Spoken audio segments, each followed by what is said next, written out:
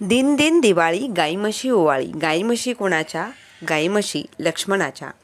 तर 28 ऑक्टोबर 2024 या दिवशी आहे वार सोमवार वसुबारस. तर पहा, वसुबारसचं महत्त्व काय, वसुबारस आपण का साजरा करतो याबद्दल संपूर्ण माहिती आज आपण घेणार आहोत. तर दिवाळीचा पहिला दिवा लागतो तो वसुबारसला, म्हणजे दिवाळीची खरी सुरुवात होते ती वसुबारसनेच. तर पहा, आपल्याला सगळ्यांनाच माहिती आहे, हिंदू संस्कृती, हिंदू धर्म यामध्ये आपण गाईला, गोमातेला गोमाता म्हणतो. तिच्यामध्ये 33 कोटी देवांचा वास आहे असंही म्हटलं जातं. त्यामुळे गाईची पूजा करणं, गाईला नैवेद्य दाखवणं, तसेच जो आपण पंच महायज्ञ रोज करत असतो त्यातीलच ही एक सेवा आहे. तर वसुबारसेला आपल्याला कुठल्या सेवा करायच्या आहेत, तर त्या दिवशी बऱ्याच महिला आपल्या मुलांसाठी उपवासही करत असतात आणि त्या दिवशी रमा एकादशीसुद्धा आहे. तर ज्यांना वसुबारसेचा उपवास करायचा आहे त्यांनी दिवसभर फलाहार वगैरे करून दिवसभर उपवास करू शकतात आणि संध्याकाळी बाजरीची भाकरी खाऊन हा उपवास सोडू शकतात. असं म्हटलं जातं की गव्हाचा कुठलाही पदार्थ या दिवशी खाल्ला जात नाही. काही ठिकाणी रमा एकादशीचा उपवास म्हणून हा दिवस, एकादशीचा उपवास हा शक्यतो दुसऱ्या दिवशीच सोडतात, त्यामुळे दुसऱ्या दिवशीच सोडला जातो आणि काही ठिकाणी फक्त वसुबारसेचा उपवास केला जातो. तर जशी ज्याच्याकडे प्रथा आहे किंवा ज्या एरियामध्ये तुमच्या परंपरागत ज्या प्रथा सुरू आहेत त्यानुसार तुम्ही उपवास करू शकता. तर गाईची पूजा करणे, दानधर्म करणे याला अनन्यसाधारण महत्त्व आहे. जर तुमच्या घरात किंवा तुमच्या घराशेजारी कुणाच्या घरी असतील, एखाद्या गोठ्यात असेल किंवा गोशाळा असेल, तिथे जाऊन आपल्याला गाईला हिरवा चारा खाऊ घालायचा आहे, गोडधोड खाऊ घालायचं आहे. सर्वप्रथम गाईच्या पायांवर पाणी घालायचं आहे आणि त्यानंतर गाईला हळदी कुंकू लावायचं आहे.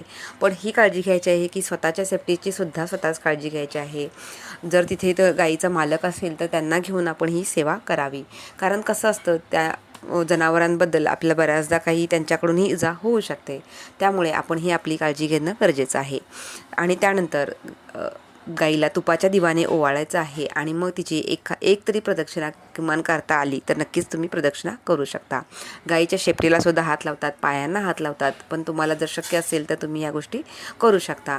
पहा, बरेच देशी गाई जर आपण म्हणतो तर देशी गाईमध्ये तर पांढरी गाय जी असते मोस्टली, तर ह्या देशी गाई ज्या असतात तर ती खूप म्हणजे आपल्या आरोग्यासाठी, म्हणजे ज्यांना BP शुगरचा त्रास आहे त्यांनी हात स्पर्श जरी केला आणि शेपटीवरून हात फिरवला किंवा गाईच्या अंगावरून जरी हात फिरवला तर आपल्या जे काही BP लेवल आहेत तर तीसुद्धा नॉर्मल होण्यासाठी तोसुद्धा उपाय केला जातो. तर गाईच्या प्रत्येक म्हणजे बघा, गाईचं दूध, तूप, दही, लोणी, इवन आपण गाईच्या ज्या शेणी असतात त्याच्यापासूनसुद्धा खूप आपल्याला चांगला उपयोग होत असतो. आपण जेव्हा यज्ञकोंड, होम हवन करत असतो तेव्हा गाईच्या गोवऱ्याच वापरल्या जातात. आजकाल बघा, ॲमेझॉनवर सुद्धा गाईच्या गोवऱ्या अवेलेबल असतात. गाईच्या तुपाचाच दिवा आपण शक्यतो आपल्या देवपूजेमध्ये किंवा होम हवन या कार्यांसाठी वापरत असतो. म्हणून गाय आपल्या हिंदू धर्मामध्ये अतिशय परमपवित्र मानले जाते आणि तिची सेवा करणं हे आपलं परम कर्तव्य आहे. तर ॲटलिस्ट तुमच्या घरी गाय नसेल तर वसुबारसेच्या दिवशी तुम्ही एक छोटी जी मूर्ती मिळते, गाय आणि वासरू हे सोबत असतात, तर ती जी मूर्ती तुमच्याकडे अवेलेबल असेल तर ती मूर्ती तुम्ही देवाऱ्यामध्ये स्थापन करू शकता किंवा वसुबारसेच्या दिवशी तुम्ही फक्त पूजेत वापरलं तरी चालतं. तर काय करायचं आहे, तर आपल्याला देवाऱ्यासमोरच एक छोटासा आसन तुम्ही मांडून त्यामध्ये ताम्हणामध्ये गाय वासराची जी प्रतिमा आहेत किंवा जो छोटी मूर्ती आहे तर तिला अभिषेक घालायचा आहे. कृष्णाचा जर बाळकृष्ण जो असतो त्याचासुद्धा अभिषेक घालून आपल्याला ही मूर्ती देवाऱ्यामध्ये स्थापना करायची आहे. आणि मग त्यांना हळदी कुंकू, अक्षदा, फुलं आणि त्यानंतर पोथं, कापसाच्या पोथी वगैरे घालून तुपाचा दिवा लावायचा असतो आणि आपल्याला आरतीसुद्धा करायची असते. तर दिवाळीची सुरुवात ही आपल्या वसुबारसेनं होत आहे. तर सर्वांना परत एकदा दिवाळीच्या खूप खूप शुभेच्छा. तर ही दीपावली तुम्हाला शुभ जावो, आरोग्यदायी जावो आणि भरभराटीची जावो अशीच मी स्वामींचरणी प्रार्थना करते. आणि तुमच्याकडे सुद्धा तुम्ही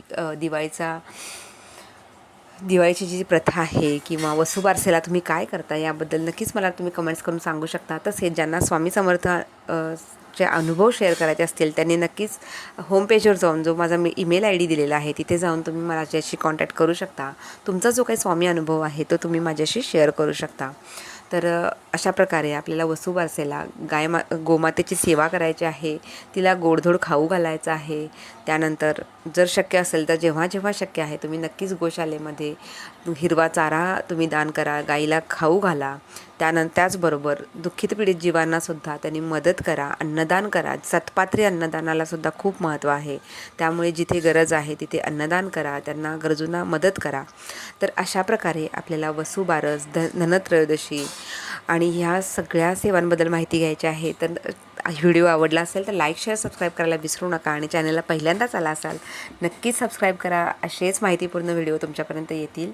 चला, झालेली सर्व सेवा स्वामींच्या चरणी अर्पण करून मी आपली रजा घेते. सगळ्यांना श्री स्वामी समर्थ.